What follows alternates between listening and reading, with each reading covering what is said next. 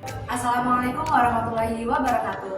Hai teman-teman semua, bagaimana kabarnya hari ini? Semoga semuanya selalu dalam keadaan sehat dan tetap bersemangat untuk terus menyebarkan nilai-nilai kemanusiaan.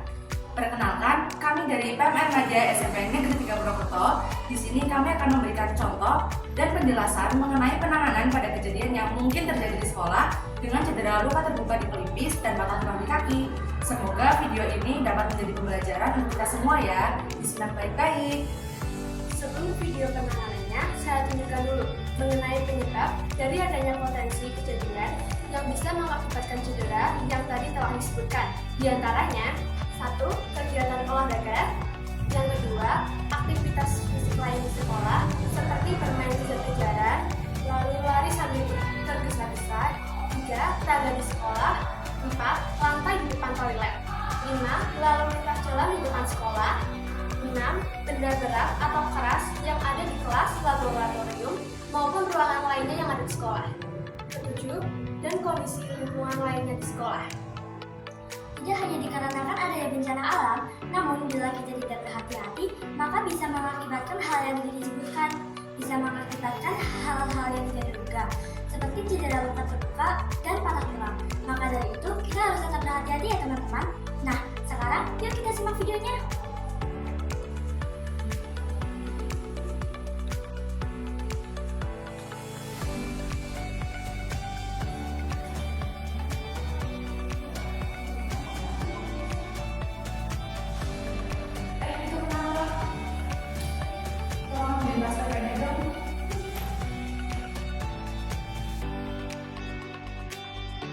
Memakai APD berupa sarung tangan lateks.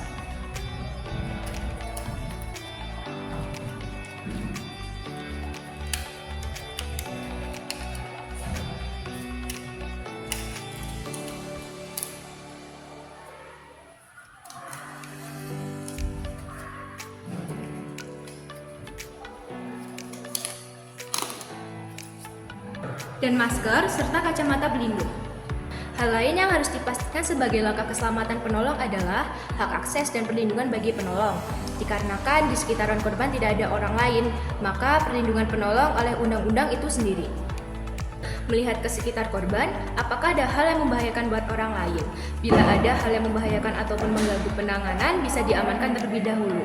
Ketika penolong lain sudah mengamankan area kejadian, penolong utama menilai adakah keadaan yang membahayakan nyawa korban, meliputi keadaan lingkungan, kemungkinan pendarahan besar, dan kemungkinan cedera tulang leher, tulang belakang, dan tulang ekor. Setelah dilihat, keadaan lingkungan korban tidak berbahaya. Tidak ada genangan darah di sekitar korban, noda darah di pakaian juga nggak ada. Bentuk tubuhnya masih terlihat normal dan nggak ada bau kotorannya.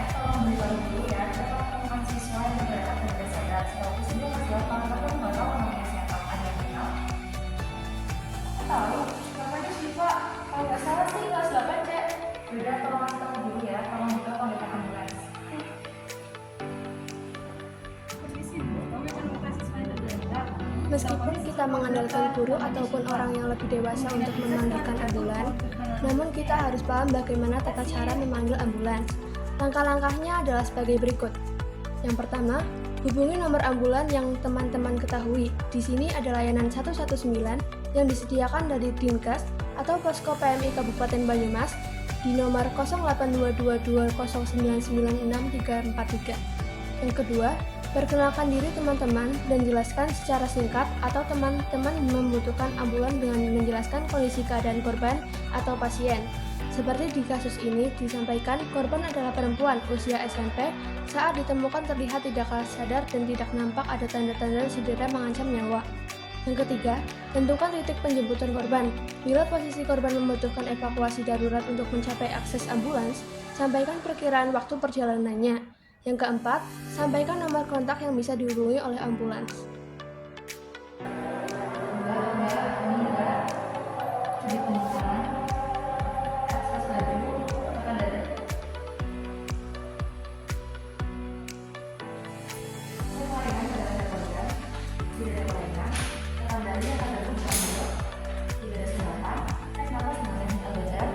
Lihat naik ke dalam perut, dengar hembuskan nafas korban dengan telinga, rasakan hembusan nafas korban dan pipi. Ada nafas. Itu 15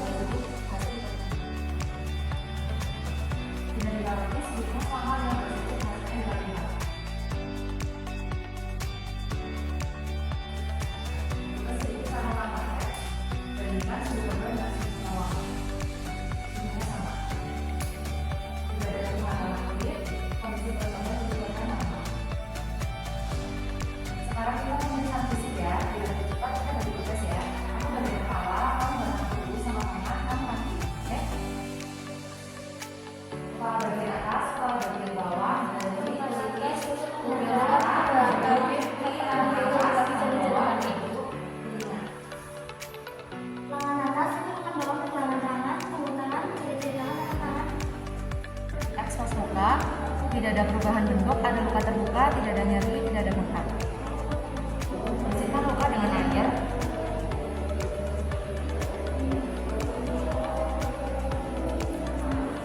Beri antiseptik di sekitar luka.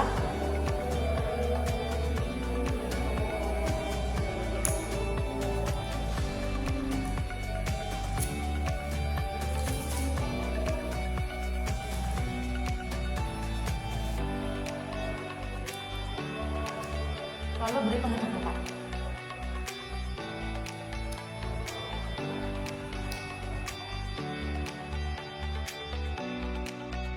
Jadi aku mau ngomong ya, coba kamu cari tahu mungkin di sini ada saksi yang bisa kasih informasi lebih lainnya.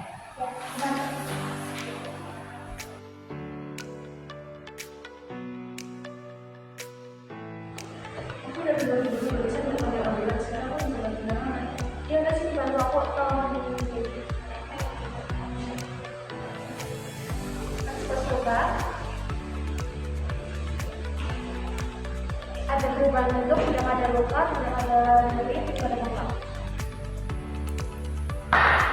Oke, kaki yang sehat, bebas.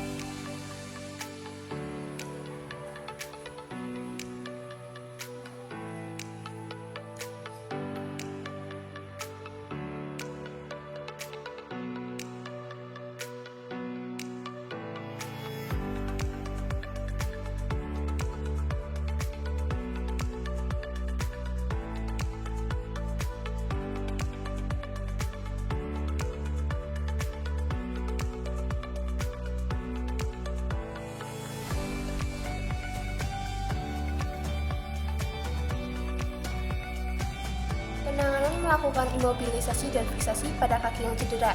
1. Ukur di kaki yang sehat. 2. Ikat sendi yang terjauh. 3. Ikat satu sendi di atas cedera. 4. Beri ikatan tambahan untuk menopang bidai yang kuat.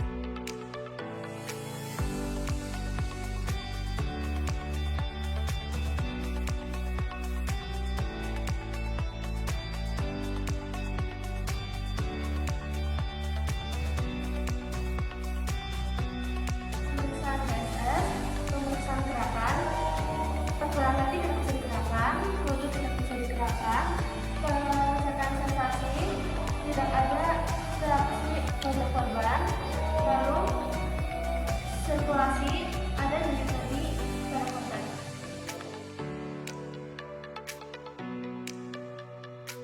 Karena korban tidak ada respon, maka harus didukung juga dengan penanganan penyakit mendadak ya teman-teman. Dengan cara 1. Longgarkan pakaian yang mengikat. 2. Bila memungkinkan, tinggikan kakinya. Namun di kasus ini tidak mungkin dilakukan karena kaki korban harus distabilkan dengan bidai. 3. Pertahankan jalan nafasnya dengan posisi pemulihan, yaitu memiringkan kepala korban dengan posisi luka di pelipisnya di atas. 4. Selimuti korban untuk menjaga suhu tubuhnya. Ya, kayaknya aku udah ada dari tadi yang udah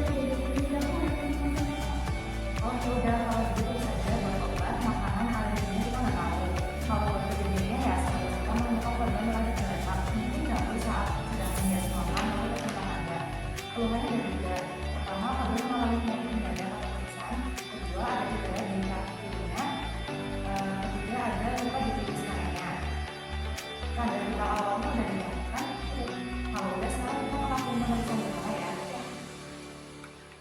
Mbak, bangun Mbak. Cuci penyimpanan.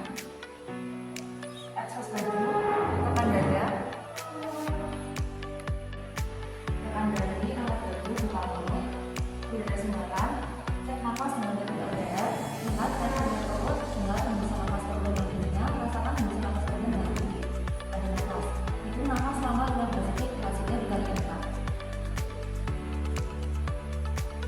Dari kaloris, hitung selama 15 detik, hasilnya dikalikan 4. Kita sedikit sama-sama tes. Bagaimana sebuah dengan hasil penolak? Ini sama. Tidak ada perubahan dalam klik, kondisi terbatas di korban atau sekarang kita ya, ada juga aktivitas kamu berikan hati, kamu berikan hati. Itu sama-sama berikan hati.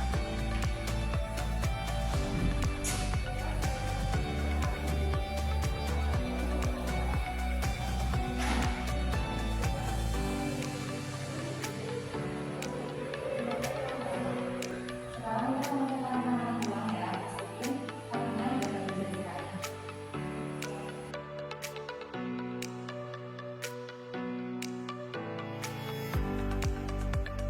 Sekarang mau disuruh lagi ya.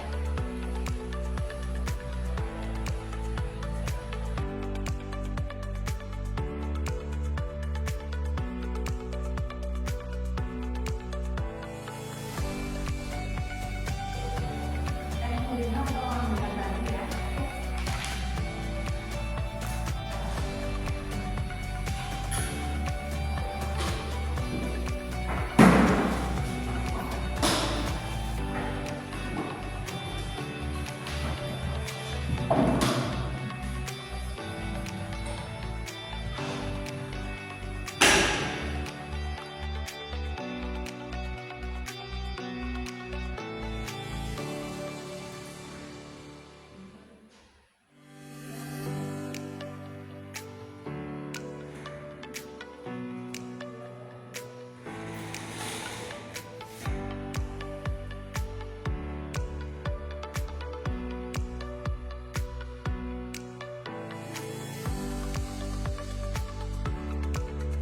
Jika tindakan penanganan sudah dilakukan dan korban bisa ditransportasikan ke petugas ambulans atau ke fasilitas kesehatan, maka yang harus kita lakukan selanjutnya adalah melaporkan apa yang kita temui. Kami menemukan korban bernama Syifa dalam kondisi tergeletak, tidak ada respon, ada nafas dan ada nyeri. Nafas awalnya 16 kali per menit, nadinya 82 kali per menit, suhu relatif sama dengan penolong, dan kondisi kulitnya normal. Ditemukan adanya luka di pelipis dan patah tulang di tupai bawah kulit. Sudah kami tangani dengan cara tiupan. Adapun hal-hal lain yang dilaporkan antara lain 1. Identitas korban, 2. Tingkat kesadaran dan tanda vital saat awal ditemukan, 3. Penanganan yang sudah dilakukan pada temuan cedera, 4. Informasi obat dan makanan yang baru dikonsumsi, riwayat penyakit dan alergi yang diderita korban serta kejadian yang dialami korban, 5. Tingkat kesadaran dan tanda vital saat pemeriksaan berkala. Atau jika teman-teman sudah membuat catatan di kartu luka secara lengkap, bisa langsung menyerahkan kartu luka tersebut pada petugas. Terima kasih untuk teman-teman karena sudah menonton video kami. Semoga video kami bisa bermanfaat untuk kita semua. Dan mohon maaf bila ada bagian dari video yang kurang dipahami. Terima kasih. Wassalamualaikum warahmatullahi wabarakatuh. Operasi Pantry, Huha.